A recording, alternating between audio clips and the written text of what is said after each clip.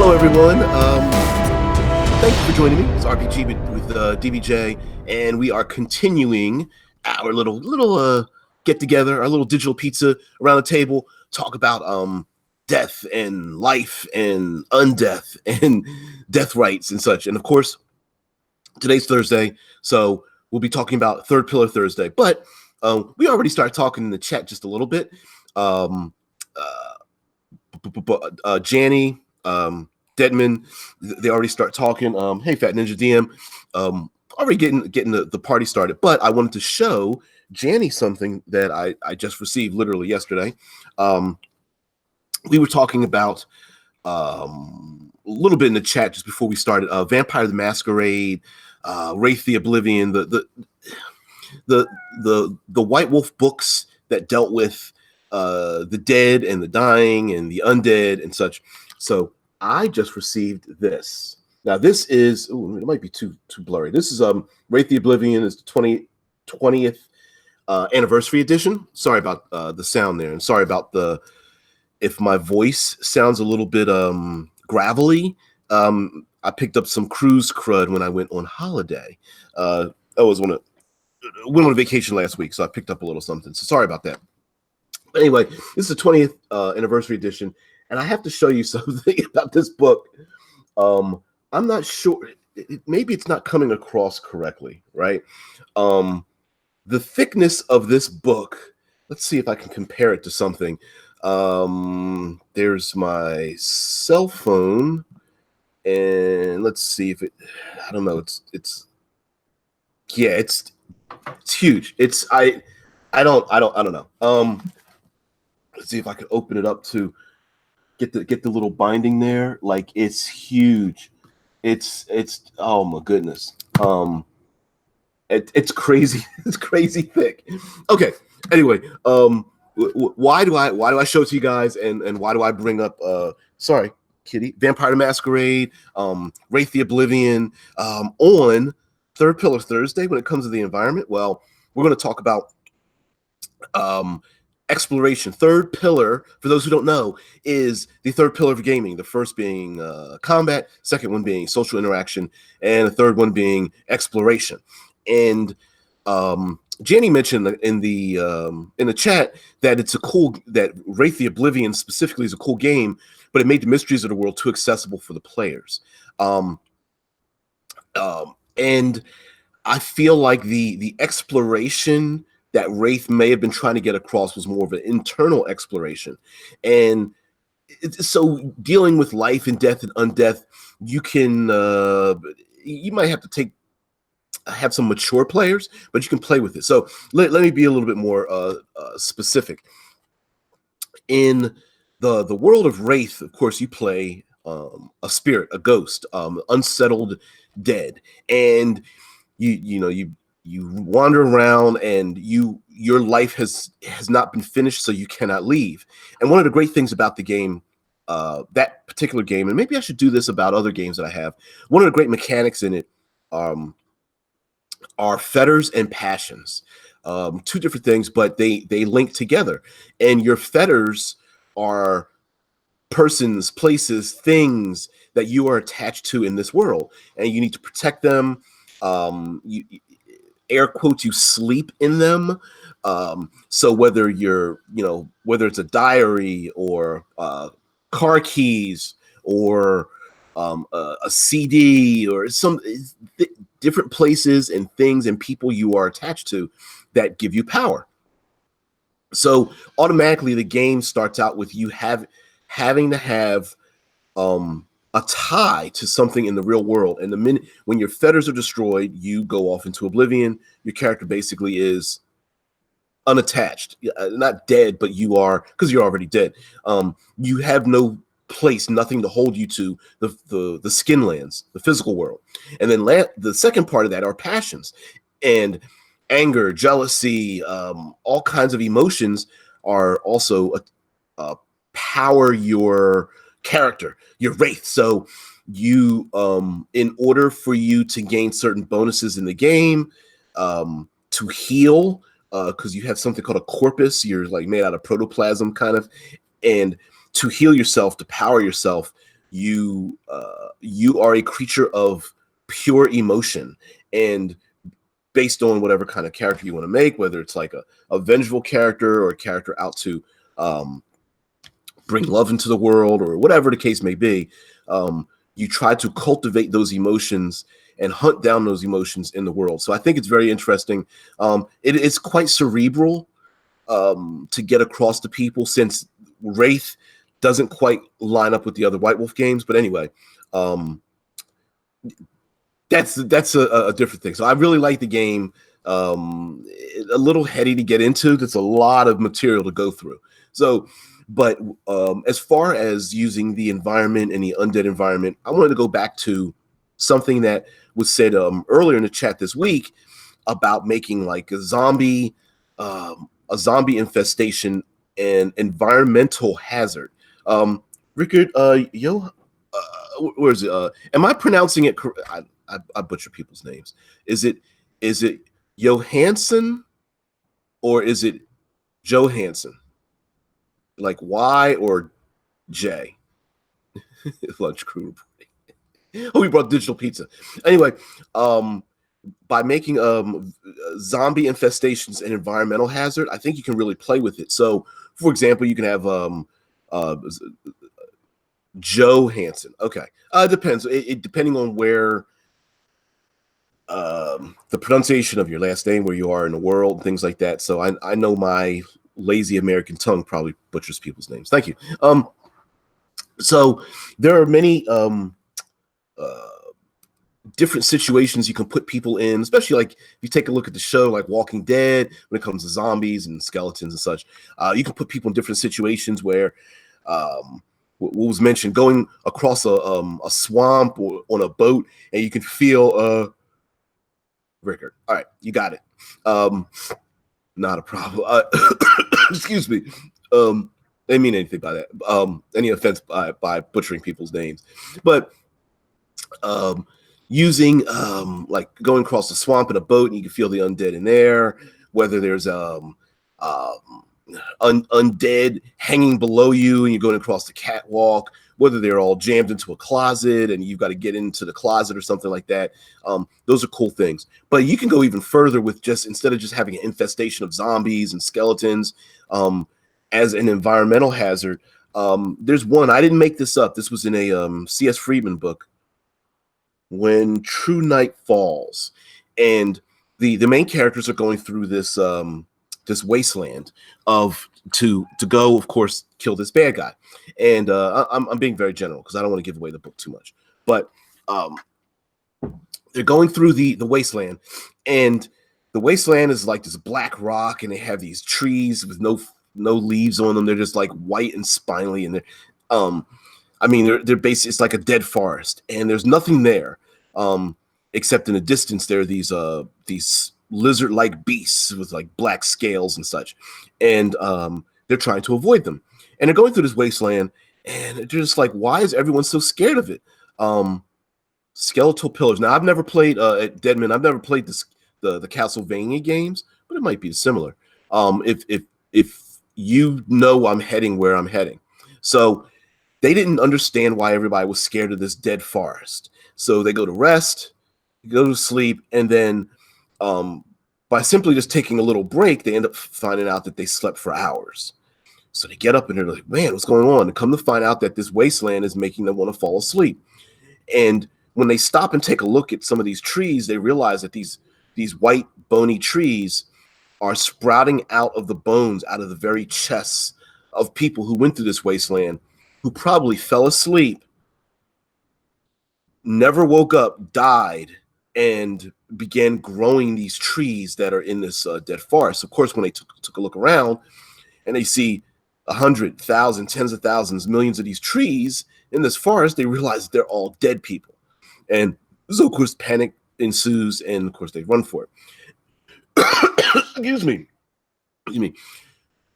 Adding in, I love the idea of that because it adds in a tension element. So you can add in something in your game. The plant version, Tesla Rangers is the plant version of Aliens. Yeah, it's like, you know, could you imagine like you just fall asleep and paralyzed, and as you're dying, like you see this like weird plant thing bursting out of your chest and whatnot, waiting for you to decompose over time for somebody else to stumble upon you. Pretty nasty. But you can add in. I love trying to find ways to create tension. So, for an example, maybe there's a region where uh, the the place is so necrotic that every time you fall asleep, there's a chance that your spirit will just leave your body. You just will not wake up. Maybe there's a 1% chance every day. And you have the PCs just roll percentile dice. I'm like, okay, today's the first day, roll percentile dice. And they're like, why? And you took a long rest. All right, you got a 1% chance. And the next day, 2% chance. Next day, 3% chance. And it's just like, whoa, we do not want to start making those rolls because there's a slight chance that's going to happen. Deadman Storyteller says there's the Forest and Dragonlance setting where the dead become Death Knights. Man, Dragonlance. Golly, I can't remember. But yes, there's absolutely. I think by using the landscape in ways that the PCs are afraid. They don't want to let their character go, right? Especially if they had these characters go for a long time. You don't want to let your character go. And so therefore, by creating these tension things and making, a very low chance or having something happen to them, maybe when they get injured, they fall asleep, they one of the horrors in zombie infestations is being touched by them because they may have a disease or carry inside of them, like, I don't know, rot grubs or maggots or snakes or some kind of carrion, fungus or something on their bodies or whatnot. And so, yeah, it absolutely using those things in and around the world and then layering it on top. So, for example, 5th edition has something called layers. And I always bring up the thing about the third pillar is like a combination of layers, puzzles, traps, hazards, obstacles, is putting it all together. Plug, that's what the cinematic environs are about. But that I write. But the point of having them using that is that you can layer like the undead, whether like vampires or skeletons or something, and layer those into the world so that when the PCs have to go into the shadow realm or they go into, I don't know, the plane of negative energy for your old schools, grognards out there, or they go into the land of the dead or something, that the rules that they're used to don't work any longer. So maybe in just like in elemental powers, people have resistances or immunities to like fire or cold or something. Maybe healing powers and radiant energy, this is 5th edition, is diminished. Like if you want to be healed, every person in this world, a living person that comes into this world, has resistance to radiant energy and healing. So maybe healing doesn't work as well, or maybe you have to spend an additional spell slot to use healing or something, or it costs you a constitution to do it, or you suffer a level of exhaustion whenever you try to heal or something, and that can ramp up the need to keep moving, the need to change tactics and run when you want to fight, for the PCs, and to offer challenges for the player characters, especially when they start to get the mid and high levels. Devin the Storyteller brings up ghouls and gas. Ghouls and gas are kind of strange. They're like the outsider undead because in a way, like, they feed on the dead. I'm not certain. You guys know far better than I did. I didn't think that ghouls and gas were actually undead.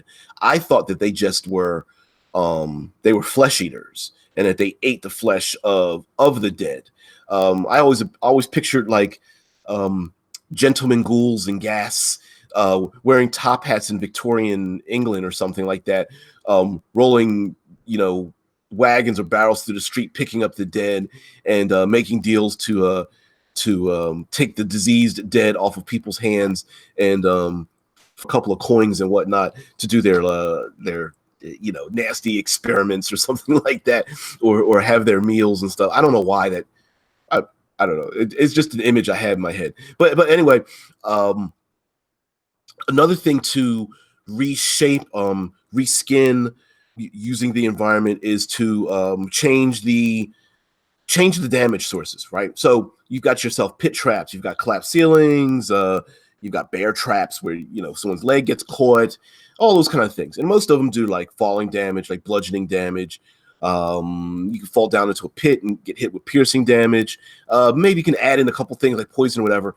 But when it comes to the dead, whether it's like spirits flowing around, hungry spirits flowing in and around, you don't necessarily need to use stat blocks. You can just make these traps. You can make them layers. You can make them just have ability checks, saving throws, skill checks in order to fight them off and defeat them or something. So, for example, let's say the player characters are going to fight, Vlad the Impaler or something, and there are going into the castle of the great vampire, or it could be Strahd or something, right? You're going into the castle, and you want to have like hungry spirits flowing in and around them. So maybe instead of doing like a dex save to dodge out the way, or a constitution save to resist something, maybe it's an intelligence save or a charisma save to convince the spirits to go away, or to a wisdom save to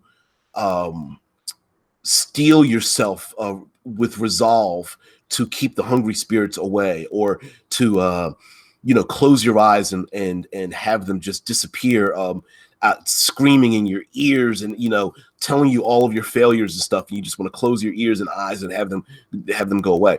Which brings me to something that I find quite interesting about vampires versus other undead, and I think something that strangely enough, by adding weaknesses, makes them better.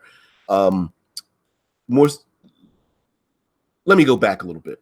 Vampires are strange when it comes to other undead, because vampires seem to have the most limitations, but they also have the most mysteries. For example, like when you think of like skeletons and zombies, it's like you think of headshots and that's pretty much it, and they don't get tired and they walk around. Some of them are modified based on whether they're fast or slow. Some of them are infectious, but it's not really very many modifications in that. Ghosts the same way. Ghosts, they go through walls, they scare people. Sometimes when they touch you, you start to wither or get harmed. Maybe you see something out of a nightmare vision in your head. Ghosts possess people, but that's about it.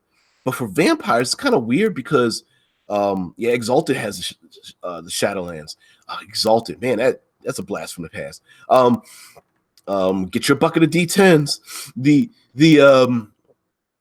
vampires have things like garlic and religious symbols and daylight and holy water and mirrors and all these kind of things. And for me, strange as it is, it makes them more enticing, right? Because they have to deal, in order for them to live very long, they have to deal with these limitations.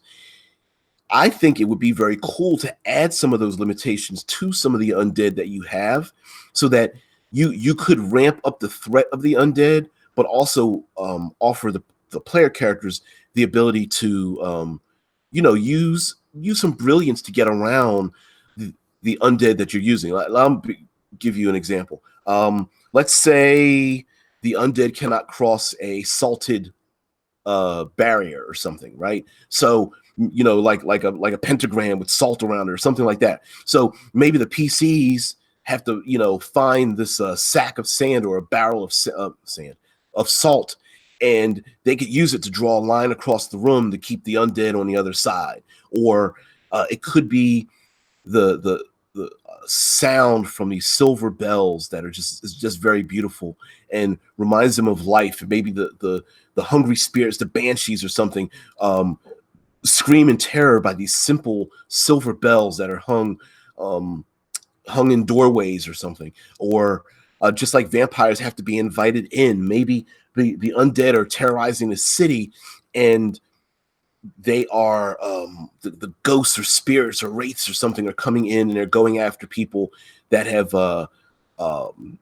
said their name 3 times or haven't put a special piece of fruit on a windowsill to offer to the undead or something. I mean, it could be many different things. Wives' tales, using a lot of those hints and images from wives' tales and using them to add to your undead, kind of giving them a little bit of a limitation, but using that limitation to add more of a story element, especially depending on where they came from. Because most of the time when you think of the undead, we think of how did they get there? Like, did a powerful necromancer raise people from the dead? Did they die from diseases? Were they killed on the battlefield?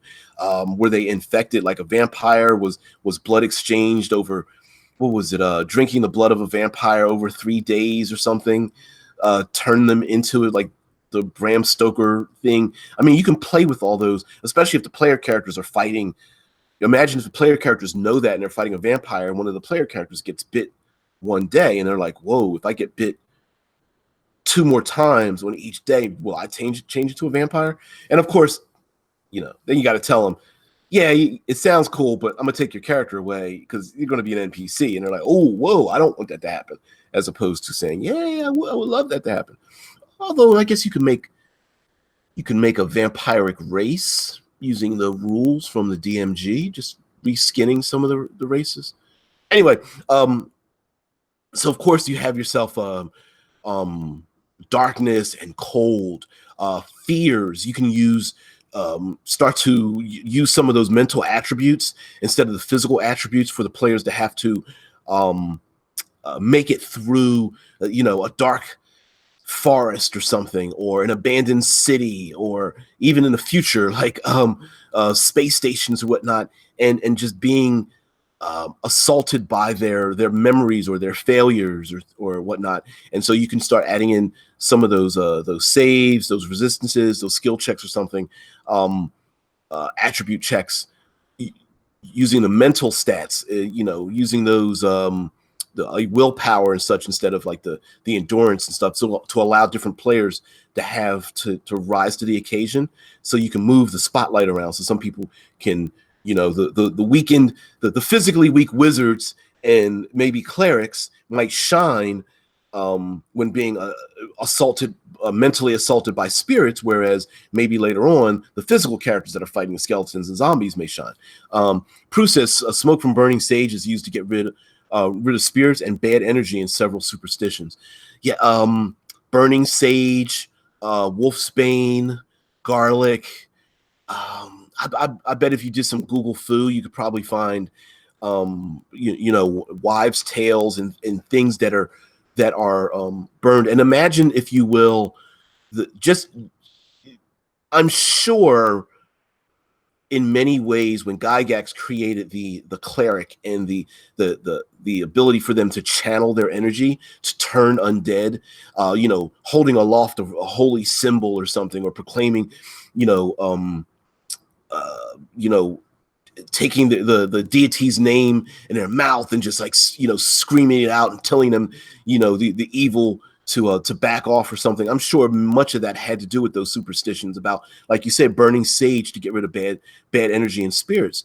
And I would allow players to do that, have those things in there, because then imagine, if you will, like the I don't know, the undead, whatever they're being attacked by. Let's say they're wights or wraiths or something, and they have to make a will check to approach the players, right? If one of the players is holding up this burning sage. All right, so if the fighter's holding up the burning sage, they've got their sword, their shield, and this burning sage. Okay, you can't use your shield while you're using the burning sage, so what are you going to do? Are you going to put your sword away and hold up the burning sage to keep them away? Maybe the cleric decides to hold it. The bard instead. You can.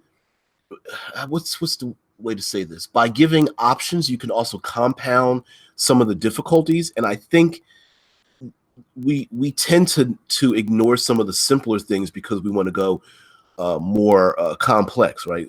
About to sneeze. Excuse me. So sorry. Very unprofessional.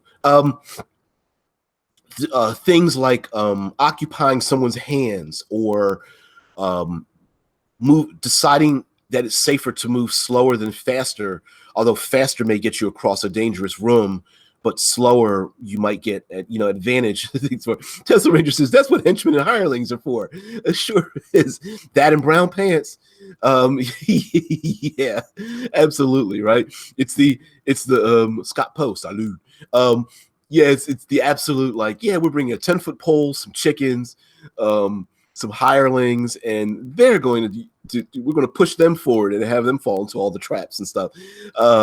Yeah, that's a classic Dungeon Delve thing, man. Yeah, you always got to get yourself a pouch of powder or sand, some ball bearings. What's some other stuff? Chalk.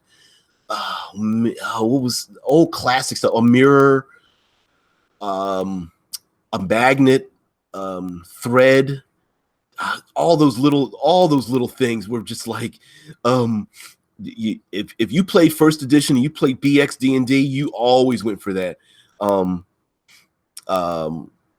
Let's see. Rickard says, Thurible chain mace.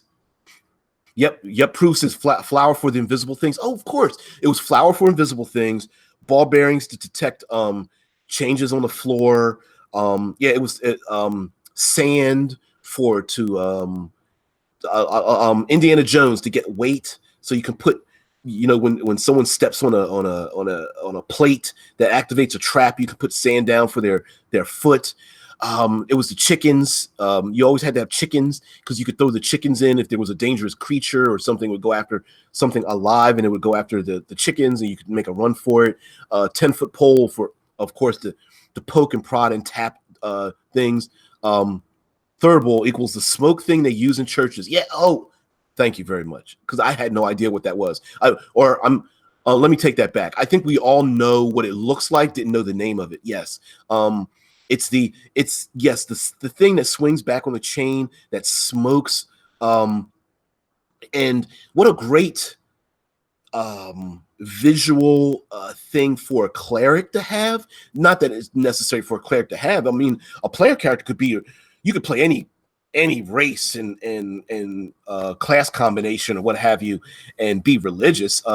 It's the thing that carries the incense carrier. Absolutely. And maybe they're in the player characters go into the deep dungeon or the castle or the land of the dead, and they use these, the people walk around and they light them and they take it with them. Or the religious leaders use this to keep the dead away, to keep them appeased, because maybe the incense keep them appeased. And the players are like, whatever. We're just going to go in and fight, and then realize that they're going to get overwhelmed, and maybe carrying these things keep them away, or maybe allow them to keep the mindless creatures away. But could you imagine just being surrounded by, versus a dozen, then it's 2 dozen, maybe then it's 100, and you have to keep it lit, and as it starts to burn down, then they realize, whoa, we're so deep into the dungeon that we haven't attacked them. But if we attack them, the incense are the only thing that's keeping us safer right now, and so maybe they have to get to another side of the room. All kinds of things. Someone maybe trips and falls and drops the damn thing. Yes, an awesome, flavorful thing to add in. And you could even have you can even give that to one of the player characters as maybe they use it as a weapon, right? It says no need to bring the burning sage, you just have it in your weapon, right? Or your pipe. It says more more of a thurible meteor hammer than a mace, but you get the idea, right? Exactly, Rickard. What a great thing to do. Just like the wolf's bane and the garlic and whatnot, you could maybe attach it to your outfit, or you need to hold it aloft, or you need to make a paste out of it, or sprinkle something in front of you to make a pathway to get the undead to go away. And then, of course, it was mentioned earlier about zombies losing their eyesight, but being hypersensitive to light. So, for example, like maybe they don't see people, but they see light. So if they just lighting a cigarette, they can see it. Like you said, because someone lights a cigarette and they see it from a mile away, and then they come running after you. Imagine the undead that can smell the living, but if you wear these incense are covering you, so the PCs have to move very slowly and be surrounded by this incense to move through the undead as the undead are swaying back and forth, and the zombies are like biting in the air. You know how to do the clicking of the teeth as they're trying to bite something, or it could be spirits that want to go after them, but they're just repulsed by it. It could be a very good way. Maybe the evil spirits or undead or wraiths or ghouls or something are in a place and they have to get them out to get the treasure or to save someone, or maybe there's a secret door into a basement, and so you have to set up this ring of incense to get downstairs to keep them away. Maybe even the undead fear looking in at themselves in a mirror, and it causes kind of a fear reaction to them, or something like that. You can just come up with these little things that the players can use as a method other than, I roll to hit it, I do damage, it rolls to hit me, etc. Garlic's Proofer says garlic skins and a little bit of a Chad special ingredient. I'm sorry, for some reason I just was thinking of it just made me think of appetizers and getting like a garlic hot wings or something, or like potato skins or something. Is like, oh wow. A bro dude cleric. Yeah. Pooh says, I love that. Now I want to play a turtle cleric with a pipe and a sailor background. That's cute. That's really fun. Putting something in the old pipe. Yeah. Oh yeah. A little special herb in the pipe and smoke it. But even there are other things too. Maybe the PCs have to bring with them items that are very important, have an emotional impact on the dead that are in this area. So it could be they have to carry with them a stuffed animal or a diary, an old recipe, or a medal or trophy that was given to a great warrior or something, a rusted steel blade that was used in a great battle by this what's now a wraith or a banshee that's been terrorizing everyone. And the PCs can, if they bring it along, maybe it's something that will appease the creature, even if it's temporary, to get what they want, or to have the innocents that were captured escape, and just give them just a little bit of just to give them a chance to escape or something, or even to offer them some sort of like advantage on saving throws against creatures like banshees or something, where it's like a save or die kind of thing. And so maybe they're able to get out of it or prevent from being possessed by evil spirits. If you miss your saving throw, the evil spirit possesses you. But if you've got the garlic skins that are spread on your hands or face or something, that you're immune to their powers for 24 hours, or it gives you advantage on saving throws or something like that. Oh man, sorry. My ears are popping. Sorry about that. But maybe I'll have to do a whole week on disease and viruses and bacteria or something like that, and trying to make them interesting, because it could be a little bit. It's debilitating, but like, oh, it sucks. So yeah, I think adding those things in, and then as far as, let's get back to some of the environmental things. People could be surrounded by necrotic energies that they have to fight off. They could be surrounded by things that cause them weaknesses and such. So instead of just doing straight hit point damage, maybe there's losses of failures cause losses in strength or constitution, causes confusion by losses of intelligence or wisdom, causes people to use some of those temporary insanity rules for short-term and long-term insanity. Here we go back to Call of Cthulhu. Having some of these horrors that are so horrible that you have dangers coming at the players from different angles, whether it's mental or physical or social, and the players needing to work together because maybe some players are far better able to handle it than others, and that means that your heavy hitters, your paladins and barbarians, your rangers are now going to have to rely on your bards and rogues and such, to your wizards to get around certain situations because they know physically, yeah, I'm kick ass, but mentally, the nightmare images they keep inserting in our heads is just going to make me go insane. And of course, this is reskinning things, right? So becoming blind or deaf does not necessarily mean you're blind or deaf. It could be just there's so many images being flashed in front of your eyes that you can't see the real world, or maybe there's so many things being screamed in your ear, blasphemy screamed in your ear, that you cannot hear. Same thing with paralysis and falling unconscious or being incapacitated or suffering exhaustion. Those things can be reskinned, redescribed based on the encounter that you're going through. Prue says, it would be fun to have a look at the players' trinkets and then make one of them a repellent to certain types of undead. See how long it takes it takes them to figure it out. Certain patches in the wood you talked about might be undead or sleep spell free because of certain herbs growing there.